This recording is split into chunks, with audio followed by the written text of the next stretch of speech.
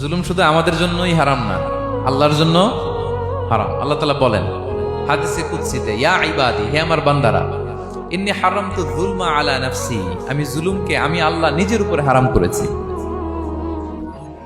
ওয়া জাআলতুহু বাইনাকুম মুহাররামা, এবং এই জুলুমকে তোমাদের উপর হারাম করেছি। ফালা তাযালামু, তোমরা একে অপরের উপর জুলুম করো না।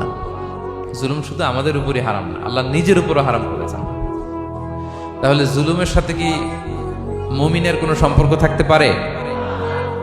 পারে না। এবং আল্লাহ তাআলা কখনো কোনো বান্দার উপর জুলুম করেন না। ওয়া আন্নাল্লাহা লাইসা বিযাল্লামিন লিল আবিদ, তিনি তার বান্দার উপর জুলুম করেন না। কোনোভাবেই যেন জুলুম না হয়ে যায়, এজন্য আল্লাহ তাআলা কিয়ামতের দিন মাওয়াজিনাল কিসত, ন্যায়ের মানদণ্ড তিনি প্রতিষ্ঠা করবেন, যাতে একটু ভুল না হয়ে যায়, জুলুম না হয়ে যায়।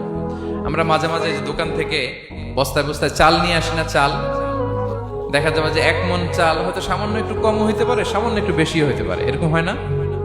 দেখবেন যে দিছে 10 কেজি, বাসায় এসে দেখবেন যে 10 কেজির চেয়ে একটু বেশি, একটু সামান্য বেশি কয়েক গ্রাম, অথবা 10 কেজির চেয়ে সামান্য কয়েক গ্রাম কম, এরকম হয়ে যায় না? মানুষ তো আমরা, কি বলেন? কিন্তু আল্লাহর নিক্তি পাল্লায়, মিজানের পাল্লায় এরকম হবে নাকি? হবে?